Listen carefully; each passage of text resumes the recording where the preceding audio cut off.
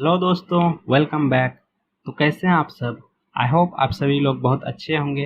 तो चलिए मैं आज आ गया हूँ फिर से आप सबके लिए एक और इंटरेस्टिंग स्टोरी के साथ। इस स्टोरी के थ्रू हम लोग इंग्लिश रीडिंग सीखेंगे, इंग्लिश टू हिंदी ट्रांसलेट करना सीखेंगे, पूरा डिटेल में एक एक वर्ड मीनिंग के साथ। कई सारे नए नए वर्ड मीनिंग सीखेंगे, साथ ही जहाँ जहाँ ग्रामर का पोर्शन रहेगा उसको भी हम लोग अच्छे से समझते हुए कहानी को पढ़ेंगे। तो चलिए, बहुत मजा आने वाला है आपको इस कहानी में। इस कहानी के जरिए आप बहुत सी अच्छी अच्छी चीज़ें इंग्लिश के सीखने वाले हैं। तो सबसे पहले कहानी शुरू करने से पहले हम लोग कुछ वर्ड मीनिंग देख लेते हैं जो कि इस कहानी में यूज किया गया है। सबसे पहला वर्ड है हेयर। हेयर यानी खरगोश। हेयर मतलब होता है खरगोश। रैबिट मतलब भी इसका और एक मीनिंग है, रैबिट मतलब भी खरगोश होता है। उसमें थोड़ा सा डिफरेंस है, इनकी प्रजातियों में थोड़ा सा डिफरेंस है। तो हेयर यानी खरगोश। दूसरा है टॉर्टस। टॉर्टस मतलब होता है कछुआ। कछुआ को हम लोग क्या बोलते हैं? टॉर्टस। तीसरा है चैलेंज। चैलेंज मतलब होता है चुनौती देना। ठीक है, किसी को चुनौती देना यानी चैलेंज करना, उसको हम लोग क्या बोलते हैं? चैलेंज। चौथा है रेस यानी दौड़। RAC race. रेस मतलब होता है दौड़। ठीक है। पांचवा है डिस्टेंस। डिस्टेंस मतलब होता है दूरी। जैसे आपके घर से आपका स्कूल मान लो 2 किलोमीटर है, तो क्या हो गया? 2 किलोमीटर आपका डिस्टेंस हो गया यानी दूरी हो गया, उसको हम लोग बोलते हैं डिस्टेंस। छठा है रेस्ट। रेस्ट यानी आराम। आराम करना को हम लोग बोलते हैं रेस्ट करना। 7 नंबर पे है मीन वाइल। मीन वाइल मतलब होता है इस दौरान या इस समय, उस समय पे हम लोग क्या बोलते हैं उसको? Mean while. 8 नंबर पे है वेक अप। वेकअप मतलब होता है जागना। आप सो रहे हो, उसके बाद आप सुबह जग जाते हो तो उसको बोलते हैं वेकअप यानी जागे। इसी का वर्ब टू जो होता है वो होता है वोकअप। वेक के जगह पे, एक के जगह पे वो हो जाता है वोकअप। ठीक है, तो वो पास्ट हो जाता है, वर्ब टू हो जाता है, एक वर्ब है। 9 नंबर पे है अराइव। अराइव मतलब होता है पहुंचना। आप कहीं पहुंचिए तो आप वहां पे अराइव हो गए। इसका और एक मीनिंग होता है रीच। रीच मतलब भी होता है पहुंचना। 10 नंबर पे है पॉसिबल। पॉसिबल मतलब होता है संभव होना। कोई चीज संभव है तो वो मतलब वो पॉसिबल है। और उसी का उल्टा क्या हो जाता है? इम्पॉसिबल, यानी कि वो संभव नहीं है, असंभव जिसको हम लोग बोलते हैं। बोलना इट्स इम्पॉसिबल यानी कि ये संभव नहीं है, इट्स पॉसिबल यानी कि ये संभव है। ठीक है। और है एक स्टडली यानी कि नियमित रूप से। स्टडली मतलब होता है नियमित रूप से, सतत रूप से, लगातार, ऐसे हम लोग बोल सकते हैं स्टडली। ओके। 12 नंबर पे है चीयर। चीयर मतलब होता है नारा लगाना, जोर जोर से जय जयकार लगाना, ताली बजाना, यानी प्रोत्साहन करना किसी को, उसको बोलते हैं चीयर करना। ठीक है। तो ये कई सारे वर्ड मीनिंग है जो कि इस कहानी में यूज हुआ है। उसके लिए पहले आपको ये वर्ड मीनिंग अच्छे से मैंने समझा दिया। तो चलिए अब हम लोग कहानी में आगे बढ़ते हैं। तो सबसे पहले हम लोग कहानी का टाइटल समझ लेते हैं। टाइटल है the hare and the tortoise. Hare यानी खरगोश, एंड यानी और टॉर्टस यानी कछुआ। आपको अभी बताएं, हेयर यानी खरगोश और टॉर्टस यानी कछुआ, यानी कछुआ और खरगोश की ये कहानी है। तो चलिए अब कहानी में सीधा शुरू करते हैं कहानी। अब A hare once challenged a tortoise to a race.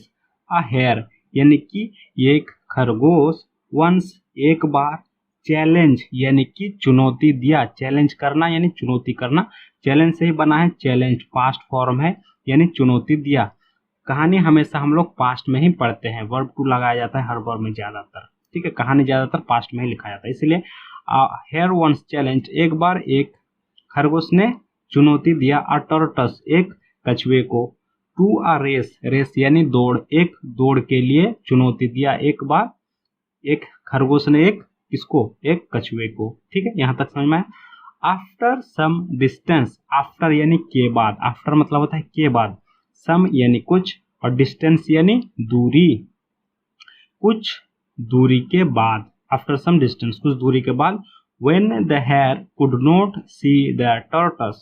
when यानी जब, the hare यानी कि खरगोश, could not see मतलब होता है देखना, और could not see यानी नहीं देख पाया। could एक मॉडल वर्ब है, पास्ट दिखाता है, यानी नहीं देख सका या नहीं देख पाया।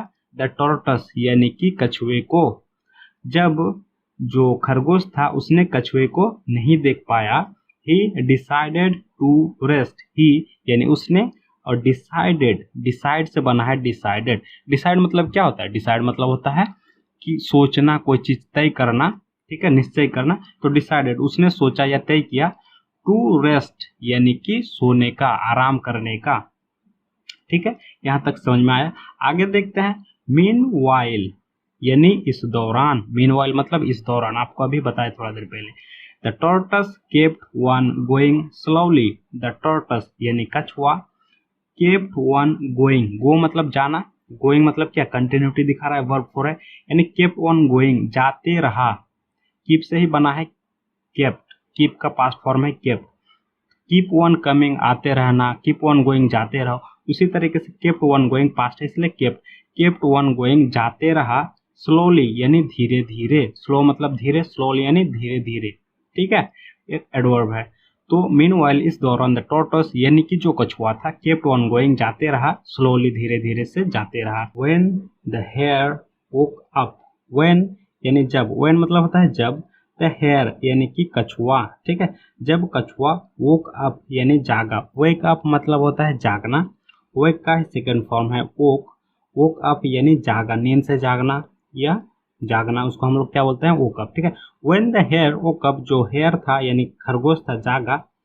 ही ran towards the finish point, he यानी उसने या वह, रन यानी दौड़ा, R U N, run, run मतलब होता है दौड़ना, रन का है सेकेंड फॉर्म है रैन यानी दौड़ा।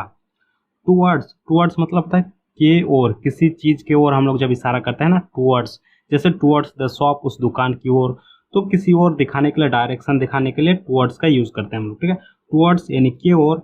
The finish point, finish point मतलब होता है आखिरी बिंदु, फिनिश मतलब आखिरी, और पॉइंट मतलब होता है बिंदु। यानी देखिए, एक होता है स्टार्टिंग पॉइंट जहां से रेस शुरू होता है, और एक है फिनिश पॉइंट जहां पे रेस खत्म होता है, उसको हम लोग बोलते हैं फिनिश पॉइंट। ठीक है, यानी कि when the hare woke up, जब जो खरगोश था उसने, वो जागा, he run towards the finish point, उसने फिनिश पॉइंट की ओर दौड़ा।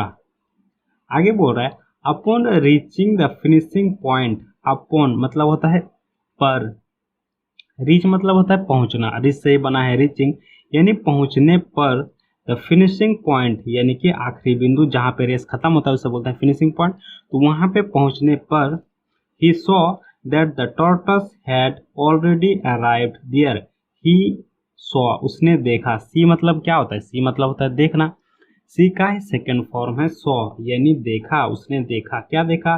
दैट के द टॉर्टस यानी कछुआ had already arrived there, arrive मतलब होता है पहुंचना, अराइव से ही बना है अराइव्ड, ये वर्ब 3 है। हैड यानी पास्ट, तो हैड के साथ वर्ब 3 यानी कि पास्ट, और वर्ब 3 यानी परफेक्ट, पास्ट परफेक्ट का ये टेंस है। ठीक है, ये भी एक ग्रामर का हिस्सा है, इसको भी आप ध्यान रखिए।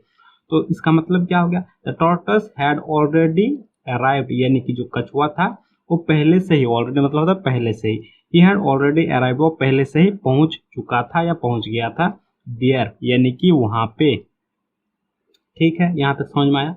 ही was surprised and thought, he यानी वह, वॉज यानी था, वह था, सरप्राइज यानी कि आश्चर्यचकित, सरप्राइज मतलब होता है आश्चर्य हो जाना, एकदम उसको कुछ समझ में ना आना। तो ही वॉज सरप्राइज्ड, वह सरप्राइज था, वह आश्चर्यचकित था, एंड और थॉट यानी सोचा, थिंक मतलब होता है सोचना, थिंक का है पास्ट फॉर्म है थॉट यानी सोचा, क्या सोचा? How is this possible, how यानी कैसे, इज यानी है, दिस मतलब होता है यह, और पॉसिबल मतलब होता है संभव। ठीक है, इम्पॉसिबल मतलब असंभव, पॉसिबल यानी संभव।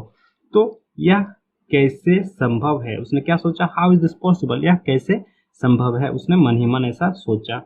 Even being slow, even, even मतलब होता है यहाँ तक कि, बी से ही बना है बीइंग, बी मतलब होता है होना, यहाँ तक कि, बीइंग स्लो, स्लो मतलब होता है धीरे धीरे चलना, जो स्लो चलता है ना धीरे धीरे, यानी कि धीमा। इवन बीइंग स्लो, यहाँ तक कि धीमा होते हुए भी। ठीक है, द टॉर्टस यानी कि कछुआ, did not give up, did not give up, देखिए गिव अप मतलब होता है छोड़ देना, ठीक है, थक जाना, त्याग देना। तो गिव अप यानी कि उसने हार नहीं मानी, गिव अप मतलब हार मानना भी होता है।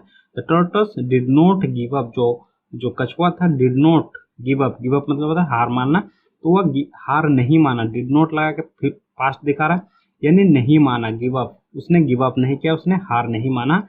एंड और steadily reached the finish point, और धीरे धीरे या निरंतर रूप से हम लोग बोल सकते हैं। स्टेडली मतलब होता है धीरे धीरे, रिच यानी पहुंचना, रिच से ही बना है, रिच्ड यानी पहुंचा, द फिनिश पॉइंट यानी आखिरी बिंदु तक। इसका मतलब क्या हो गया, the tortoise even being slow, slow होने के बावजूद, धीमा होने के बावजूद, the tortoise did not give up, जो कछुआ था उसने हार नहीं मानी, एंड स्टेडली धीरे धीरे रीच द फिनिश पॉइंट, और आखिरी बिंदु तक वो पहुंच गया। All the animals were cheering for the tortoise, all मतलब कि सभी, द एनिमल्स यानी जानवरों, एनिमल नहीं है एनिमल्स है, क्योंकि सभी जानवरों का बात किया गया है इसलिए प्लूरल बनाया गया है। ऑल द एनिमल्स सभी जानवरों, वेर चीरिंग, चीर मतलब होता है वाह वाह करना, ठीक है, ताली बजाना, जय जयकार लगाना, उसका हम लोग बोलते हैं चीरिंग। यानी कि ऑल द एनिमल्स वेर चीरिंग, जय जयकार लगा रहे थे, उसका तारीफ कर रहे थे। वेर के साथ वर्ब फोर यानी कि पास्ट, वेर यानी पास्ट, और वर्ब फोर यानी कंटिन्यूटी, यानी पास्ट कंटिन्यूअस का ये टेंस है। टेंस क्या है, पास्ट कंटिन्यूअस। तो सभी जानवर वाह वाह कर रहे थे, जय जयकार लगा रहे थे, फॉर यानी के लिए, द टॉर्टस यानी कि कछुआ, यानी कछुआ के लिए सभी जानवर क्या कर रहे थे, ताली बजा रहे थे, वाह वाह कर रहे थे, क्योंकि वो फिनिश लाइन तक सबसे पहले पहुंच गया था और वो जीत चुका था। ठीक है, यहाँ तक कहानी खत्म होता है। अब हम लोग देख लेते हैं थोड़ा सा moral. Slow and steady wins the race. क्या बोल रहा है, स्लो यानी कि धीरा या धीमे, धीरे या धीमे, एंड और स्टडी मतलब होता है सतत रूप से, धीरे धीरे, सतत रूप से माने लगातार, विंस यानी जीतता है, विन यानी जीतना, विंस यानी जीतता है, द रेस यानी कि दौड़ या कोई भी प्रतियोगिता, ठीक है, यानी कि धीरे धीरे, स्लो और लगातार, यानी जो धीरे धीरे और लगातार काम करता है, विंस वो जीतता है द रेस, यानी कि जो रेस होता है वो कौन जीतता है, जो स्लो चलता है लेकिन लगातार चलता है। इसका कहने का मॉरल यही है। मतलब क्या, इस मॉरल के थ्रू हम लोग क्या समझेंगे कि हम लोग कोई भी काम करें, अगर धीरे धीरे करें और अगर धीरे धीरे करें और लगातार करें तो हम लोग जीत जाएंगे। और अगर हम लोग मान लीजिए बहुत जल्दी में कि जैसे खरगोश ने किया, बहुत जल्दी वो दौड़ता है, बहुत जल्दी तो दौड़ लिया लेकिन बीच में वो रुक गया, आराम करने लगा, इसलिए वो पहले नहीं पहुंच पाया। जबकि कछुआ क्या किया, वो धीरे धीरे चल तो रहा था लेकिन वो लगातार चल रहा था, इसीलिए वो रेस को जीत गया। तो slow and steady wins the race, यही था इसका मॉरल। आशा करता हूँ आप इस वीडियो के माध्यम से बहुत कुछ सीखे होंगे, नए नए वर्ड मीनिंग सीखे होंगे। तो वीडियो अगर अच्छा लगा हो तो एक लाइक कीजिए, चैनल को सब्सक्राइब करके बेल नोटिफिकेशन को ऑन कर दीजिए, क्योंकि मैं आप सबके लिए ऐसे इंटरेस्टिंग और इन्फॉर्मेटिव वीडियो लाता रहता हूँ। आज के लिए इतना ही, मिलते हैं नेक्स्ट वीडियो में, तब तक के लिए bye bye and take care.